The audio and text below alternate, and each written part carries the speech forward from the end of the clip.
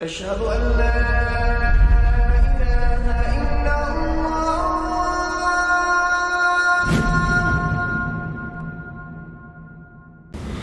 আসসালামু আলাইকুম ওয়া রাহমাতুল্লাহি ওয়া বারাকাতুহু। সুপ্রিয় দর্শক মণ্ডলী, আল্লাহ তাআলা মানব জাতিকে সৃষ্টি করেছেন আশরাফুল মাখলুকাত তথা সৃষ্টির সেরা জীব হিসেবে। মানব জাতির সুখ শান্তি সফলতা এবং হেদায়েতের জন্যে তিনি যুগে যুগে অসংখ্য নবী রাসূল প্রেরণ করেছেন।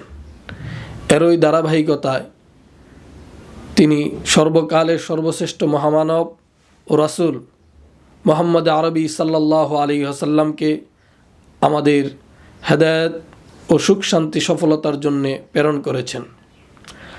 আমাদের জন্যে জীবন বিধান হিসেবে তিনি নাজিল করেছেন কুরআনুল কারীম এবং সেখানে তিনি জীবনের প্রতিটি বিষয়কে সুস্পষ্টভাবে উল্লেখ করে দিয়েছেন এবং আমরা যেই সুখ শান্তি সফলতার জন্য সর্বদা অস্থির থাকি, এর উপায় উপকরণ খুঁজতে থাকি, সেই সুখ শান্তি ও সফলতার পথ পন্থা বলে দিয়েছেন কুরআনুল কারীমের 103 নং সূরায় তথা সূরাতুল আসরের।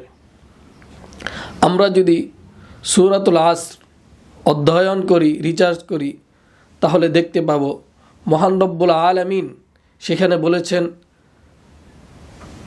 কেউ যদি 4টি গুণ অর্জন করে তাহলে ইহকাল ও পরকালে সে সুখ শান্তি ও সফলতা অর্জন করতে পারবে। আমরা যদি সৃষ্টিকর্তা মহান রব্বুল আলামিনের সেই বলে দেয়া 4টি গুণ অর্জন করতে পারি তাহলে ইহকাল ও পরকালে আমরা সুখ শান্তি ও সফলতা লাভ করতে পারব। সেই 4টি গুণ কি কি? সেগুলো হচ্ছে ঈমান তথা আল্লাহ তাআলা ও মুহাম্মদ আরবি সাল্লাল্লাহু আলাইহি ওয়াসাল্লাম যে সকল বিষয়ের প্রতি ঈমান আনতে বলেছেন, আমরা যদি সেগুলো প্রতি ঈমান আনি তাহলে আমরা হব মুমিন, মুসলমান। নাম্বার 2, আমলে সালেহ তথা আল্লাহ তাআলা ও নবী মুহাম্মদ সাল্লাল্লাহু আলাইহি ওয়াসাল্লাম যে সকল কাজ করতে বলেছেন সে সকল কাজ যদি আমরা করি, সৎ কাজ যদি আমরা করি, তাহলে আমাদের দ্বিতীয় গুণটি অর্জন হবে তথা আমলে সালেহ, নেক আমল।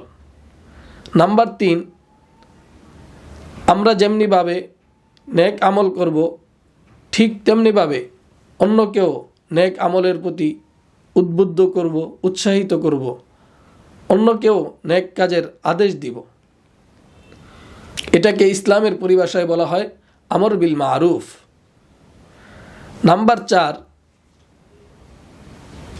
যে নবী মুহাম্মদ সাল্লাল্লাহু আলাইহি ওয়াসাল্লাম আমাদেরকে যে সকল কাজ করতে নিষেধ করেছেন সে সকল কাজ থেকে বিরত থাকার পাশাপাশি, আল্লাহ তাআলার অবাধ্যতা থেকে বিরত থাকার পাশাপাশি অন্যকেও আল্লাহ তাআলার অবাধ্যতা করতে নিষেধ করা, অন্যকেও খারাপ কাজ করতে নিষেধ করা, বারণ করা। এই 4টি গুণ যদি আমরা অর্জন করতে পারি তাহলে আল্লাহ তাআলা সেই বাণী অনুযায়ী আমরা হব সফল কাম ইহকাল ও পরকালে। আল্লাহ তাআলা আমাদের সকলকে কুরআনে বর্ণিত 4টি গুণ অর্জন করে সুখ শান্তি ও সফলতা লাভ করার তৌফিক দান করুক। ওয়া আখির দাওয়ানা আলহামদুলিল্লাহি রাব্বিল আলামিন।